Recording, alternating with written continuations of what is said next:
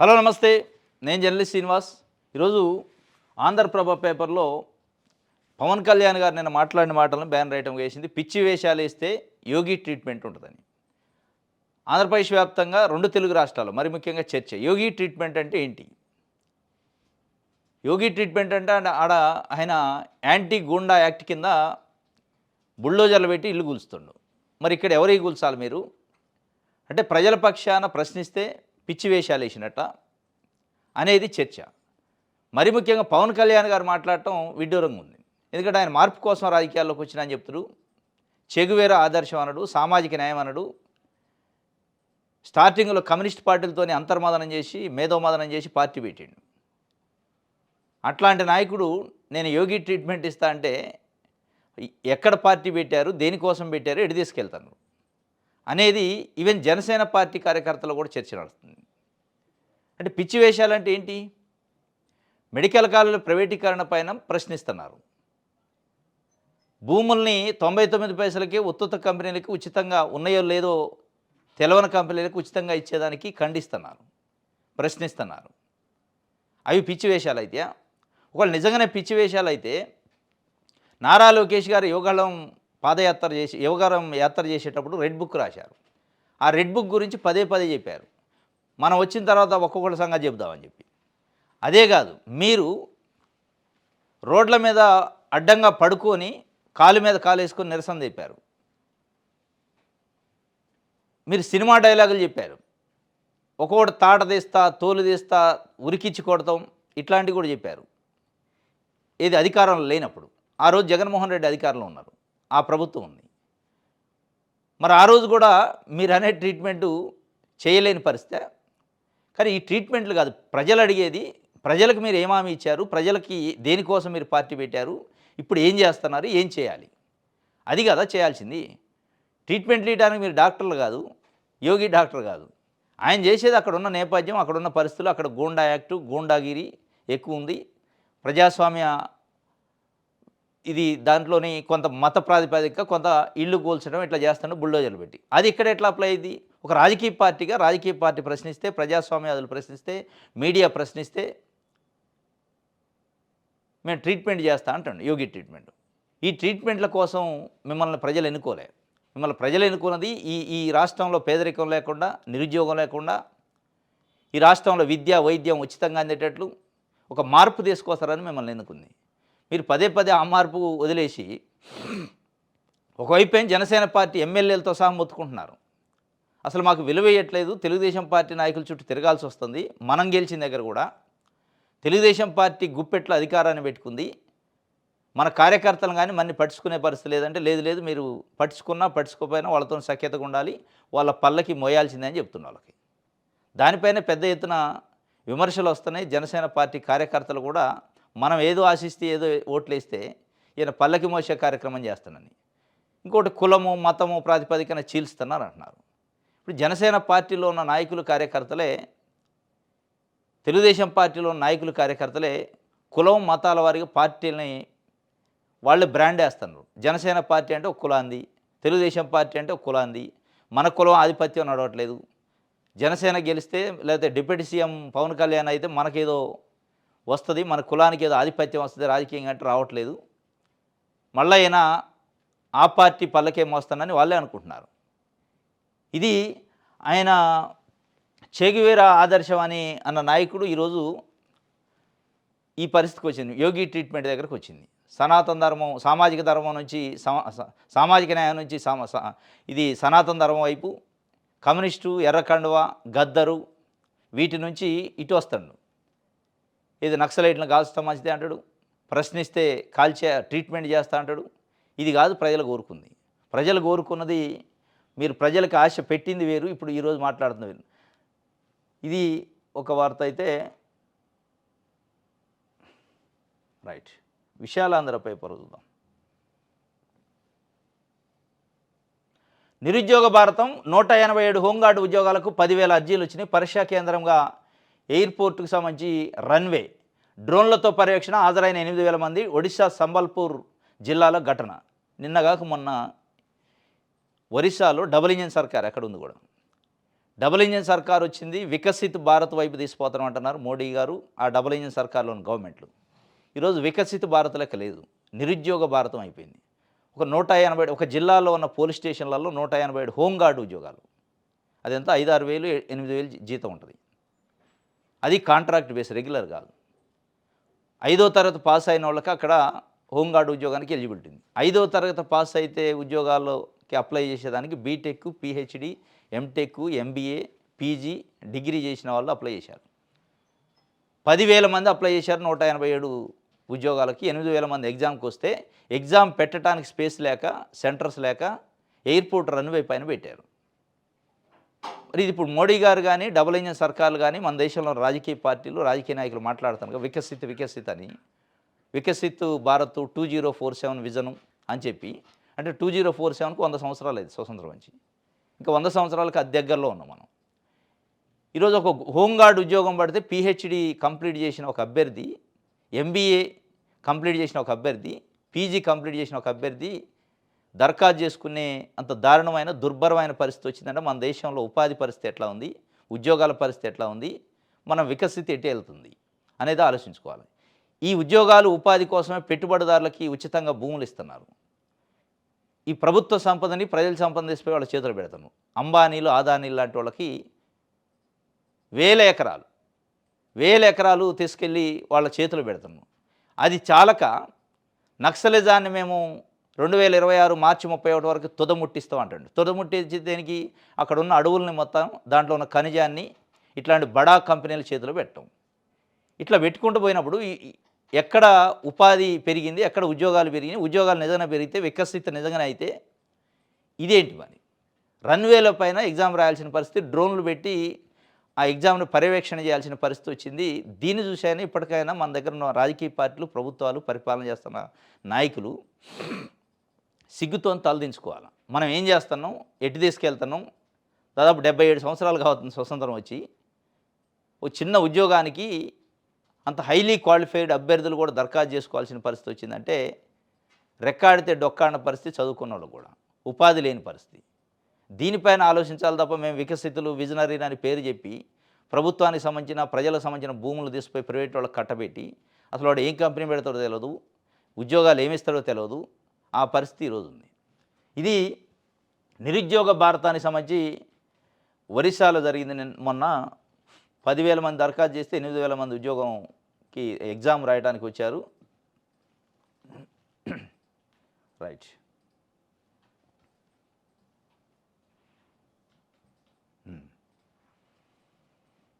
వార్తా పేపర్లు. వృద్ధి చేస్తే విష ప్రచారమా? అభివృద్ధి యజ్ఞానికి అడ్డుపడుతున్న రాక్షసులు, రిషికొండకు బోడిగుండు కొట్టి యోగాపై విమర్శల. పీపీపీ గురించి తెలిసే మాట్లాడుతున్నారు. వచ్చే 3 ఏళ్లలో ఉత్తరాంధ్ర సాగునీటి ప్రాజెక్టులు పూర్తి. అనకాపల్లి జిల్లా స్వర్ణాంధ్ర, స్వచ్ఛాంధ్రలో సీఎం చంద్రబాబు నాయుడు గారు చెబుతున్నారు. వృద్ధి చేస్తే విష ప్రచారం అంటాడు. ఏం వృద్ధి అనేది ప్రశ్న. ఇప్పుడు చర్చ. వృద్ధి అంటే ప్రజల వృద్ధిలోకి వస్తే వృద్ధి చేసినట్టు. ప్రైవేటు కంపెనీలో పెట్టుబడిదారులకు భూములు, సంపద, కరెంటు, నీళ్లు, రాయితీలు, వాళ్ళకు వనరులు కేటాయిస్తే వృద్ధి కాదు. నిన్న మొన్న కలెక్టర్ల సమావేశం పెట్టారు. అంతకుముందు క్యాబినెట్ సమావేశంలో కూడా పదే ముఖ్యమంత్రి గారు చెప్పారు, పెట్టుబడిదారులని చాలా రెస్పెక్ట్ ఇవ్వాలి మనం. వాళ్ళు ఇట్లా మన ఆఫీస్కి వస్తే కూర్చోబెట్టద్దు, ఇమీడియట్గా వాళ్ళ సమస్య ఏదో వినాలి, పంపించేసేయాలి. వాళ్ళు ఏదైనా దరఖాస్తు ఇస్తే ఇమీడియట్గా పరిష్కారం చేయాలి. వాళ్ళకి కావాల్సిన అనుమతులు గంటలలో, రోజులలో ఇచ్చేయాలని చెప్పిండు. కానీ ఓట్లేసి గెలిపించిన ప్రజలకు సంబంధించిన సమస్య వస్తే పొగాకు రైతులు, చెరుకు రైతులు, మామిడి రైతులు, మిర్చి రైతులు, ఇట్లా ఉల్లి రైతులు, ఇట్లా అనేక రకాల రైతులు రోడ్ల మీదకి వచ్చినారు. వాళ్ళ పండించిన పంటకి గిట్టుబాటు ధర లేక, యూరియా దొరక్క, ఎరువులు దొరక్క. వాళ్ళ గురించి చెప్పట్లే. ఆ మాత్రం ఏది వృద్ధి మరి? పెట్టుబడిదారుల కోసం పనిచేస్తూ వృద్ధా? పెట్టుబడిదారులకు భూములు ఇస్తే వృద్ధా? రహేజా రియల్ ఎస్టేట్ కంపెనీకి 27 ఎకరాలు 10 గుంటల భూమి ఇస్తూ జీవో చేశారు. రియల్ ఎస్టేట్ కంపెనీకి పెట్టుబడిదారులకు సంబంధం ఏంటి అంటే, ఏం చెప్తారంటే బిల్డింగ్లు కడతారట, కట్టి కన్స్ట్రక్షన్ చేస్తారా, కన్స్ట్రక్షన్ చేసే దాంట్లో మళ్ళీ ప్రభుత్వ షేర్ కూడా ఉంటుంది. ఒక స్క్వేర్ ఫీట్కి 2,000 రూపాయలు గవర్నమెంట్ కూడా ప్రోత్సాహం ఇస్తుందట. వాళ్ళకే ఇస్తే ఆ బిల్డింగ్లు కట్టుకొని వాటిని కిరాయికి ఇచ్చుకుంటారు. వాళ్ళు ప్రభుత్వానికి ప్రభుత్వం డబ్బులు పెట్టాలి, ప్రభుత్వం భూములు ఇవ్వాలి, ప్రభుత్వం నీళ్ళు ఇవ్వాలి, కరెంట్ ఇవ్వాలి, రాయితీలు ఇవ్వాలి, ఇన్సెంటివ్స్ ఇవ్వాలి. కన్స్ట్రక్షన్ పెత్తనం వాంది, డబ్బులు మనకి కొన్ని పోతే వాళ్ళకి కొన్ని వేస్తారు. వేసిన తర్వాత తీసుకెళ్ళి సాఫ్ట్వేర్ కంపెనీలకి కిరాయికి ఇస్తారట, రెంట్కి. అది పెట్టుబడిదారులు తీసుకొచ్చే పద్ధతట. ఇది వృద్ధి ఎట్లయింది? అదే బిల్డింగ్లు మనం కట్టుకొని మన ప్రభుత్వానికే వస్తే రెంటు, అది వృద్ధి అయింది. లేదా ఏదన్నా స్టార్టప్ కంపెనీలు యువత ఉన్నారు ఇప్పుడు, చాలా స్కిల్ ఉన్నోళ్ళు మన రాష్ట్రం నుంచి, తెలుగు రాష్ట్రాల నుంచే ఉన్నారు. చాలా హైలీ క్వాలిఫైడ్ స్కిల్ ఉన్నోళ్ళు. వాళ్ళకి కేటాయించండి ఆ భూములు, వాళ్ళు పెడతారు కంపెనీలు, వాళ్ళకి హెల్ప్ చేయండి. బ్యాంకుల నుంచి ఇంకోటి రుణం ఇప్పించండి. అది చేయరు. ఆల్రెడీ ఎస్టాబ్లిష్ అయిన వాళ్ళు, కోట్లకు పడగెత్తిన వాళ్ళు పట్టుకు రావాలి, క్విడ్ ప్రో క్వో చేయాలి. దీంట్లో వృద్ధి, విష ప్రచారం మళ్ళీ ఇందులో. ఇది ఒక వార్తకు సంబంధించి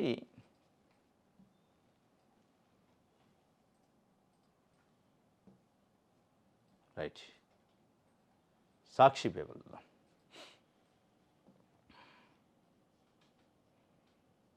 రోడ్డెక్కితే బాధుడే, రాష్ట్ర ప్రజలను ఎత్తిన 30,000 కోట్ల భారమట. రోడ్లపైకి వచ్చేవారివే కాదు, ఇంట్లో కూర్చున్న వారి జేబులు ఖాళీ. రోడ్లపైకి వచ్చే వాళ్ళకేమో టోల్గేట్, ఇంట్లో కూర్చున్న వాళ్ళకేమో చెస్సుల పేరుతో వసూలు చేస్తారట. రిజిస్ట్రేషన్ ఆఫీస్కి పోయినాం అనుకోండి, రోడ్డు ఎక్కకుండా, రోడ్డుకి వెహికల్ ఉండాల్సిన అవసరం లేదు. వెహికల్ ఉంటేనే టోల్గేట్, వెహికల్ లేకపోతే రిజిస్ట్రేషన్ ఆఫీసులో రిజిస్ట్రేషన్ చేయించుకుంటే చెస్సు, మైనింగ్ పైన చెస్సు, ఇసుక పైన చెస్సు, పెట్రోల్ పైన, డీజిల్ పైన చెస్సు. ఇది హ్యామ్ అని ఒకటి, హైబ్రిడ్ యానిటీ రోడ్స్ అని ఒకటి మోడల్ అని ఒకటి పెట్టారు రోడ్లు వేసేదానికి. దాంట్లో 40% గవర్నమెంట్, 60% ప్రైవేటు రోడ్ వేస్తారు. రోడ్ వేసిన తర్వాత ఒక 16-17 సంవత్సరాల పాటు ఆ రోడ్డులో పార్ట్నర్షిప్లో, పీపీపీలో ఉన్న ప్రైవేట్ రోడ్డు ఆడ టోల్ గేట్ పెట్టుకుంటాడు, వసూలు చేసుకుంటాడు. అది వసూలు చేసేదానికి అసలు ఒక అంచనా, ఒక లెక్క లేదు. దాంతోపాటు మళ్ళీ మనోళ్ళే ఇంట్రెస్ట్ పే చేస్తారు. వాళ్ళు పెట్టిన పెట్టుబడికి ఇంట్రెస్ట్, ఈఎంఐల పద్ధతిలో మళ్ళీ రీపే చేస్తారు. మన ప్రభుత్వం డబ్బులు ఎందుకు పెట్టాలి అందులో? ప్రభుత్వం డబ్బులు పెట్టిన తర్వాత మళ్ళీ టోల్గేట్లు వసూలు చేస్తుంటే, టోల్గేట్లు వసూలు చేసుకుంటుంటే వాళ్ళు పెట్టిన 60%కి మళ్ళీ రీపేమెంట్ లేదు, వడ్డీలు, ఈఎంఐలు. దీని వెనక పెద్ద తతంగం ఉంది. ఈ హ్యామ్ కానీ, ఇట్లాంటి ప్రైవేట్ కంపెనీలకు భూములు ఇవ్వటం కానీ, ఇవంతా క్విడ్ ప్రో క్వో వ్యవహారం. 2 వరుసల రోడ్డు కిలోమీటర్కు 10 కోట్ల ఖర్చు, కాంట్రాక్టుల ఖర్చు చేసేది 7,760 కోట్లు, కానీ అంతకు రెట్టింపు చెల్లింపు. హైబ్రిడ్ యానిటీలో చంద్రబాబు కొత్త దోపిడీ ప్రాజెక్టు, చెస్లు, టోల్ రూపంలో మొత్తం ఖర్చు ప్రజల నుంచి వసూలు, వ్యయంలో ప్రభుత్వం వాటా 40%, యానిటీ డెవలపర్ది 60%.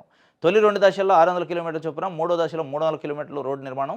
కాంట్రాక్టర్కు వడ్డీతో సహా వాయిదాల్లో చెల్లించేది 15,326 కోట్లు. అసలు 7,760 కోట్లు, వాయిదాలు వడ్డీ 7,565 కోట్లు. కాంట్రాక్టర్కు వడ్డీతో సహా వాయిదాల్లో చెల్లించేది అయితే 15,326 కోట్లు అయితే, అందులో 7,700 అసలు, ఇంకొక వడ్డీ రూపంలో, ఈఎంఐల రూపంలో 7,565 కోట్లు, వివిధ చెస్సుల రూపంలో ఇంకొక 24,365 కోట్లు. టోల్ కింద వాహనదారుల నుంచి 6,000 కోట్లు వసూలు. వాణిజ్య కార్యకలాపాలకు R&B భూములు, ఆస్తులు ప్రైవేటుకు లీజు. ఇందుకోసం కన్సల్టెంట్ నియామకానికి ఆర్థిక శాఖ ప్రతిపాదనలు. పెట్టేది 7,760 కోట్ల పెట్టుబడి అయితే, దాదాపు 24,365 కోట్లు వాళ్ళకి లాభం వస్తే 16 సంవత్సరాల్లో డబుల్, త్రిబుల్ వస్తుంది. ఇది హ్యామ్ అంటారు, దీన్ని పీపీపీ అని చెప్తా ఉంటారు చంద్రబాబు నాయుడు గారు. ఈ మధ్యకాలంలో అంటాడు, మెడికల్ కాలేజీలు పీపీపీ అంటే ప్రైవేటీకరణ కాదు, అది మైండ్ లేని వాళ్ళు చెప్పే మాట. ఇప్పుడు రోడ్లు ఉన్నాయి పీపీపీలో, అవి ప్రైవేట్ అయినాయి అంటే అని చెప్తుండే ఆయన, పోల్స్తుండు రోడ్లకి దానికి.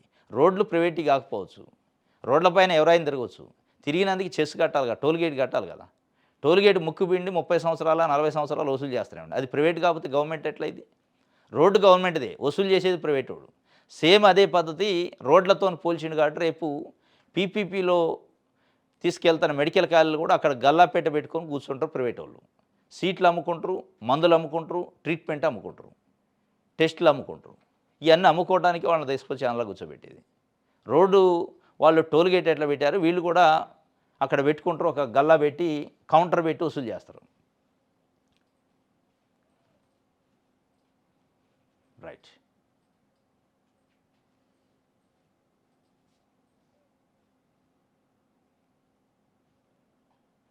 రఘురామ ఒక 420 కఠిన శిక్ష గ్యారంటీ. రఘురామకృష్ణరాజుపై సిబిఐ కేసు అట. 3 బ్యాంకుల నుంచి 945 కోట్లు లూటీ. ఆయనపై ఇంకా నమోదు కావాల్సిన కేసులు ఉన్నాయి. వాటి ఆధారాలు నా దగ్గర ఉన్నాయి. సోషల్ మీడియాలో ఐపీఎస్ సునీల్ కుమార్ సంచలన విషయాలు నేను చెప్పిండు. సెల్ఫీ వీడియోతో పాటు కేసు, ఎఫ్ఐఆర్ కాపీలు ఫేస్బుక్, ఎక్స్లో పోస్ట్ చేసి నేను ఢిల్లీలో 2020లో అయిన ఎఫ్ఐఆర్ నిన్న సోషల్ మీడియాలో పెట్టిండు. ఆయన ఒక వీడియో కూడా దాంట్లో అప్లోడ్ చేసిండు. రఘురామకృష్ణారాజు అంటే వ్యక్తిగతంగా నాకేం లేదు. కానీ ఆయన ఒక వ్యక్తిగా లేడు, వ్యవస్థలో ఒక ఉన్నతమైన పొజిషన్‌లో ఉండు. ఒక డిప్యూటీ స్పీకర్‌గా ఉన్న వ్యక్తి రేపో మాపో సుప్రీంకోర్టు ఇచ్చిన ఆర్డర్ ప్రకారం ఆయన పైన గతంలో నాట్ టు అరెస్ట్ ఉంది. అది ఎత్తేశారు. 2020లో ఎఫ్ఐఆర్ అయితే ఆయన సుప్రీంకోర్టుకు పోయి రిలీఫ్ తీసుకుంటూ అరెస్ట్ కాకుండా. ఆ సుప్రీంకోర్టు 5 ఇయర్స్ తర్వాత దాన్ని తీసేసింది. నాట్ టు అరెస్ట్ అని ఆయన పైన ఉన్న ఆర్డర్‌ని. ఆయనకు ఫేవర్‌గా ఉన్న ఆర్డర్ తొలగించింది. రేపో మాపో ఎప్పుడైనా సీబీఐకి అవకాశం వచ్చింది. ఆయన పైన చర్య తీసుకోవడానికి అవసరమైతే అరెస్ట్ కూడా చేసేదానికి ఉంది అవకాశం. కాబట్టి ఒక రాష్ట్రానికి సంబంధించిన డిప్యూటీ స్పీకరు, ఒక రాష్ట్రం ఇమేజు సంబంధించిన అంశం కాబట్టి ఆయన అవసరమైతే డిస్మిస్ చేయండి, పార్టీ నుంచి సస్పెండ్ చేయండి, ఆ పదవికి రాజీనామా చేయించండి. రేపు మాపు ఒకళ్ళు అరెస్ట్ అయ్యే పరిస్థితి వస్తే పరువు పోకుండా ఉంటుంది. అంటే రాష్ట్రం ఇమేజ్, బ్రాండ్ ఇమేజ్ అంటున్నారు కదా చంద్రబాబు నాయుడు. ఆ బ్రాండ్ ఇమేజ్ దెబ్బతినకుండా ఉండాలంటే ఇది చూసుకోండి అని చెప్పి ఆయన ఒక సూచన చేసిండు. సూచన చేస్తూ కొన్ని ఎవిడెన్స్ పెట్టిండు అందులో. రఘురామకృష్ణరాజు గారు ఆయన ఫ్యామిలీ పైన కేసులు, పిఎన్బి బ్యాంక్ అట్లాంటి బ్యాంకులు ఇంకా 2-3 బ్యాంకుల నుంచి 945 కోట్ల రుణాలు తీసుకొని ఎగ్గొట్టిన వ్యవహారం. దీనిపైన ఆన్ రికార్డు కేసు ఉంది. దీనిపైన ఈరోజు ఏ పత్రిక రాయలే. ఆంధ్రజ్యోతి కానీ, ఈనాడు కానీ, ఆంధ్రప్రభ కానీ ఏ పేపరు ఎక్కడ రిపోర్టే చేయలే. ఒక సాక్షిలో వచ్చింది. అంటే ఇది 945 కోట్లకు సంబంధించి కేసు లెక్క కనిపించట్లే. ఇది అక్రమం, అవినీతి లెక్క కనిపించట్లేదు వాళ్ళకి. ఒక డిప్యూటీ స్పీకర్కి సంబంధించి రేపు మాపు ఏదైనా ఇష్యూ అయితే చర్య తీసుకునే పరిస్థితి వస్తే రాష్ట్ర భవిష్యత్తు, రాష్ట్ర ఇమేజ్ దెబ్బతినే ప్రమాదం ఉంది. అయినా కానీ ఎవరు మాట్లాడే పరిస్థితి లేదు. అదే ఒక సామాన్యుడికి సంబంధించి ఇష్యూ అయితే దాన్ని చిలవలు పలవలుగా పెద్ద బ్యానర్ ఐటమ్ పెట్టి పేజీలకు పేజీలు రాస్తారు. ఇటువంటి వాటి గురించి మాట్లాడరు. రైట్.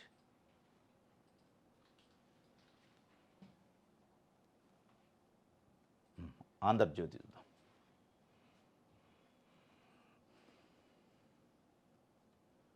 2026 జూన్ నాటికి ప్లాస్టిక్ ఫ్రీ ఏపీ అట. జనవరి 26 నాటికి రోడ్లపై చెత్త కనిపించకూడదు. సీఎం చంద్రబాబు నాయుడు గారు నిన్న అనకాపల్లి జిల్లా తాళ్లపాలెంలో ఇళ్ల నుంచి చెత్త సేకరణకు వెళ్తున్న బండి ఎంట పోయిండు, పరిశీలించిండు. దానికి ముఖ్యమంత్రి గారు బండి ఎంబట పోయి చెత్త ఎట్లా తీస్తారని మరీ అది ఘోరం. అది ఫోటోల కోసం, వీడియోల కోసం తప్ప దానికి యంత్రాంగం ఉంటుంది. ముఖ్యమంత్రి గారు పోయి చెత్త వేసేటి దాని పక్కన పోతే తెలుస్తుంది అసలు నిజాలు ఎట్లా బయటకు వస్తాయి. ఇప్పుడు గమ్మత్తుగా ఉంటాయి. రాజకీయ నాయకులు, మంత్రులు, ముఖ్యమంత్రులు, సోషల్ వెల్ఫేర్ హాస్టళ్ళు, బీసీ వెల్ఫేర్ హాస్టళ్ళు ఆకస్మిక తనిఖీకి వెళ్తానో లేదా తనిఖీకి వెళ్తానో అక్కడ నిద్ర చేస్తారు. ఇవన్నీ చూస్తే అక్కడ మీరు నిద్ర చేసినప్పుడు మంచిగా పరుపులు వస్తాయి, అన్నీ వస్తాయి, దిండ్లు వస్తాయి, మంచి దుప్పట్లు వస్తాయి, మంచి ఫుడ్ వస్తుంది ఆ ఒక్కరోజుకి. అది కాదు కదా కావాల్సింది. మొత్తం వ్యవస్థాగతంగా మార్పు చేయాలి తప్ప ఒకరోజు చెత్తబండి ఎమ్మడి పోయి చెత్త ఎట్లా వేస్తారో చూద్దాం 2026 జనవరి కల్లా ప్లాస్టిక్ ఫ్రీ రాష్ట్రంగా తీర్చిదిద్దా అంటాడు. దానికి ముఖ్యమంత్రి గారు స్వయంగా పోయి ప్లాస్టిక్ ఫ్రీ చేయడానికి చేయాల్సిన అవసరం అది కాదు. అది కేవలం ప్రమోషన్ అన్నట్టు. అది సోషల్ మీడియాలో పెట్టుకోవడానికో, మీడియాలో రావడానికి, హైలైట్ కావడానికి తప్ప అది ఎవరు వెళ్ళినా, ఈయనే కాదు ఏ ముఖ్యమంత్రి వెళ్ళినా అట్లాంటి విషయాలకు కావాల్సిన యంత్రాంగం ఉంటుంది. ఆ యంత్రాంగాన్ని కరెక్ట్గా ట్రాక్లో పెడితే చాలు. రైట్.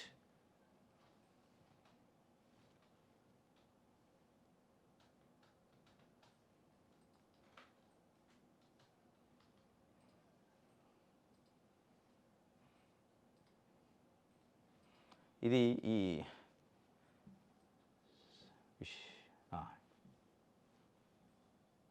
ఈనాడు పేపర్.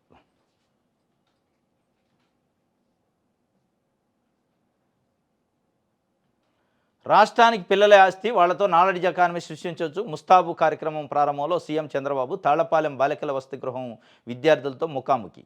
రాష్ట్రానికి పిల్లలే ఆస్తి, ఆ పిల్లలు ఎక్కడ చదువుతున్నదని మ్యాటరు. ఇప్పుడు పిల్లలు రాజకీయ నాయకులు, అధికారంలో ఉన్నోళ్ళు కానీ, అధికారం పోయినోళ్ళు కానీ పదే చెప్తుంటారు. వాళ్ళు అధికారంలో ఉన్నప్పుడు వాళ్ళు చెప్పారు, మీరు అధికారంలో ఉన్నప్పుడు మీరు చెప్తున్నారు. రాష్ట్రంలో విద్యా వ్యవస్థను అద్భుతంగా ముందుకు తీసుకెళ్తాను అంటారు. చాలా అద్భుతమైన స్కూళ్ళు, నో అడ్మిషన్ బోర్డులు పెట్టారని నారా లోకేష్ గారు ట్విట్టర్లో ట్వీట్ చేస్తూ ఉంటారు. నో అడ్మిషన్లు పెట్టారు, బోర్డు పెట్టారంటే ఇక ఘనత సాధించిన ఘనత దానికి కాదు. నో అడ్మిషన్లు బోర్డు పెట్టడానికి కారణాలు వేరే ఉంటాయి. ప్రైవేట్ స్కూళ్ళల్లో పైసలు పెట్టి చదువుకోలేని వాళ్ళు రావచ్చు, కానీ అక్కడ విద్యా ప్రమాణాలు ఎట్లా ఉన్నాయనేది ముఖ్యం. నిజంగానే విద్యా ప్రమాణాలు అంత అద్భుతంగా ఉంటే, వైద్యం అంత అద్భుతంగా ఉంటే మీ పిల్లలు ఎక్కడ చదువుతున్నారు? అదే స్కూళ్ళలో చదువుతారా? పిల్లల ఆస్తి అంటున్నారు. ఆ ఆస్తి అయిన పిల్లల్ని మీ పిల్లల్ని ఎక్కడ చదువుతున్నారు? మీరు పరిపాలించే ఆంధ్రప్రదేశ్ రాష్ట్రంలో చదివిస్తున్నారా? ఆ క్యాబినెట్‌లో ఉన్న మంత్రులు గాని, ముఖ్యమంత్రి గారు గాని చదివించరు. బయట ఎక్కడో ఇంటర్నేషనల్ స్కూల్స్ అంటారు, కాన్సెప్ట్ స్కూల్స్ అని పెడతారు. కానీ విద్యా వ్యవస్థ అద్భుతంగా ఉంది. ఈ అద్భుతమైన విద్యా వ్యవస్థలో మీ పిల్లలు ఎందుకు చదవట్లేదు అనేది పాయింటు. ఒక 15,000 స్కూళ్ళల్లో అడ్మిషన్ల స్థాయి తగ్గిపోయి నేషనల్ లెవెల్‌లో ఒక సర్వే వచ్చింది మొన్న.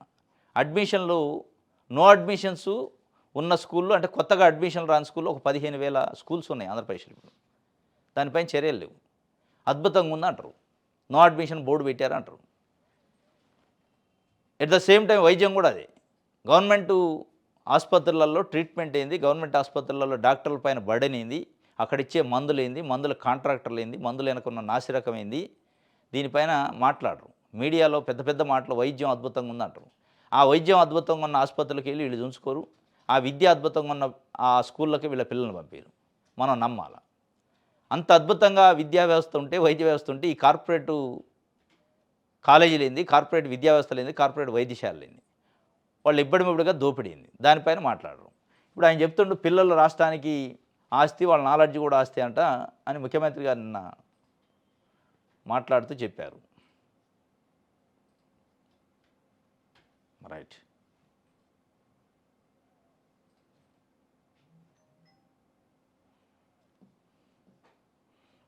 ఇది ఈనాడుకి సంబంధించి ప్రజాశక్తి చూద్దాం. ఉపాధి హామీ కోసం దేశవ్యాప్త ఉద్యమం. సిపిఎం పొలిట్ బ్యూరో సభ్యులు బివి రాఘవులు. కొత్త ఉపాధి పథకానికి వ్యతిరేకంగా ముఖ్యమంత్రి కేంద్రానికి లేఖ రాయాలి. ఆయన ఎందుకు రాస్తారు? లేఖ రాయటం అసలు ఉట్టిగా చెప్పినా ఆగేది. 17 మంది తెలుగుదేశం పార్టీ ఎంపీల మద్దతు లేకుండా ఉపాధి హామీ చట్టం అమెండ్మెంట్ కాపోవు. అమెండ్మెంట్ అయిందంటే తెలుగుదేశం పార్టీ దాని వెనకుంది. ఆ పాపంలో భాగస్వాములు తెలుగుదేశం పార్టీ, చంద్రబాబు నాయుడు గారు. ఉపాధి హామీ చట్టం 2006లో ఇదే ఏపీలో అనంతపురంలో అప్పుడు మన్మోహన్ సింగ్ గారు ప్రధానమంత్రిగా ఉన్నప్పుడు ఇక్కడనే లాంచ్ చేశారు. అంటే ఒక హామీ, ఉపాధికి ఉద్యోగానికి హామీ, ఒక హామీతోని ఒక రైటు చట్ట ప్రకారం ప్రాథమిక హక్కుగా ఇచ్చారు. ఆ హక్కుని గొంతుని చంపేస్తారు. హక్కు లేదు ఇప్పుడు. కేంద్ర ప్రభుత్వం 90% నిధులు ఇచ్చేది, ఇంకొక 10% రాష్ట్ర ప్రభుత్వం, అది కూడా డబ్బుల రూపంలో కాకుండా మెటీరియల్ కావాలంటే ఇచ్చేది. ఇప్పుడు అట్లా లేదు. 40% రాష్ట్రం ఇవ్వాలి, 60% కేంద్రం ఇస్తుంది. ఒకవేళ 40% రాష్ట్రం దగ్గర ఆర్థిక స్తోమత లేకపోతే ఉపాధి కల్పించాల్సిన అవసరం లేదు, హామీ లేదు ఇక్కడ. ఉపాధికి హామీ లేని ఉపాధినిచ్చారు. యూపీఏ గవర్నమెంట్ హామీతోని ఉపాధి ఇస్తే వీళ్ళు హామీ లేని ఉపాధి, అది అయితే అవ్వచ్చు, ఇస్తే ఇవ్వచ్చు, లేదంటే లేదు. వాళ్ళు ఇష్టం అన్నట్టుగా. గతంలో బడ్జెట్ను ఎట్లా కేటాయించేది? ఉపాధి కూలీలు ఎంతమంది ఉన్నారో దానికి సంబంధించి ఆ డిమాండ్ని బట్టి బడ్జెట్ ఉండేది. ఇప్పుడు బడ్జెట్ను బట్టి కూలీలకి ఉపాధి ఇస్తారట. అంటే ఇక్కడ బడ్జెట్ సరిగ్గా లేదని చెప్పి తగ్గిస్తారు. తగ్గించిన దాని మందమే ఉపాధి కూలీలకి కూలీ ఇవ్వాలి. ఇది అత్యంత దారుణం అనమాట. ఎందుకంటే 20 సంవత్సరాలు అయింది. అంతో ఇంత కరోనా టైంలో కానీ, అతివృష్టి అనావృష్టి వచ్చినప్పుడు కానీ ఈ దేశంలో ఈ ఉపాధి చట్టం వల్ల వాళ్ళకి కనీసం తినటానికి తిండన దొరికేది ఈ ఉపాధి హామీ చట్టం వల్ల. డిస్క్రిమినేషన్ లేకుండా, మహిళలు పురుషులు అనే డిస్క్రిమినేషన్ లేకుండా అందరికి సమానమైన వేతనం పని చేస్తే దానివల్ల గ్రామీణ ప్రాంతాల్లో కొనుగోలు శక్తి పెరిగింది. గ్రామీణ ఆర్థిక వ్యవస్థ పటిష్టమైంది. అది కనపడకపోవచ్చు ప్రత్యక్షంగా, కానీ గ్రామీణ ఆర్థిక వ్యవస్థ పటిష్టమైంది. వాళ్ళ అకౌంట్లలో డైరెక్ట్గా కేంద్ర ప్రభుత్వం నుంచి డబ్బులు పడ్డాయి. పని చేసేది, పని దొరకదు, పని దొరక్క మనం ఆకలితో అలమటించి చనిపోవాల్సిన పరిస్థితి వస్తుందని అది లేదు ఈ చట్టం వచ్చిన తర్వాత. అది మన 2 తెలుగు రాష్ట్రాల్లో అంత లేకపోవచ్చు, కానీ ఉత్తరాది ఈశాన్య రాష్ట్రాల్లో చాలా తీవ్రమైన పరిస్థితి. పని దొరక్క తిండి లేక చనిపోతున్న వ్యక్తులు ఉన్నారు, కుటుంబాలు ఉన్నాయి. అట్లాంటి వాళ్ళకి ఆసరైంది. దాన్ని ఈరోజు గొంతు నిలిమి నరేంద్ర మోడీ చంపిండు. ఆ చంపడానికి ఇంకొక చెయ్యి చంద్రబాబు నాయుడు గారు ఇచ్చి దాన్ని మొత్తాన్ని నరేగాలో ఆత్మ లేని నరేగా అయింది, హామీ లేని నరేగా అయింది. ఇప్పుడు దీనిపైన దేశవ్యాప్త ఉద్యమం చేస్తారట. ఆల్రెడీ అమల్లోకి వాళ్ళు ఆల్రెడీ ఆమోదం కూడా అయింది. ఈ ఉద్యమాలు చేసిన ఇప్పుడు ఆగరు వాళ్ళు. చంద్రబాబు నాయుడు గారు లెటర్ రాయాలంటే లెటర్ రాసే పరిస్థితి, దాని గురించే మాట్లాడలే ఆయన. రైట్. ఇది ఈరోజు న్యూస్ అనాలిసిస్. రేపు తాజా వార్తలతో తిరిగి కలుసుకుందాం. Thank you.